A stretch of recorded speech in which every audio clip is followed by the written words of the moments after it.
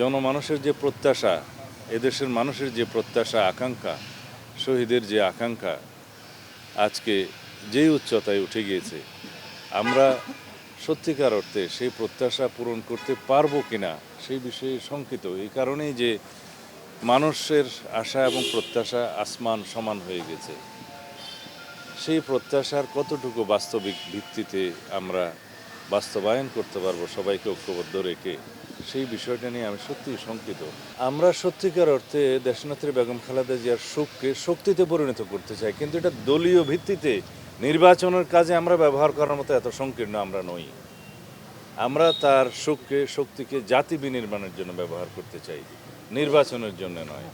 তার মনোনয়নের ক্ষেত্রে যেহেতু তিনি ফিজিক্যালি আর নেই, সেজন্য আইনের ভিত্তিতে জেনারেল ক্লজেস অ্যাক্ট অনুসারে তার কোনো লিগ্যাল এন্টিটি নাই, সেই হিসেবে তার মনোনয়ন এমনিতেই বাতিল ঘোষণা করা হবে।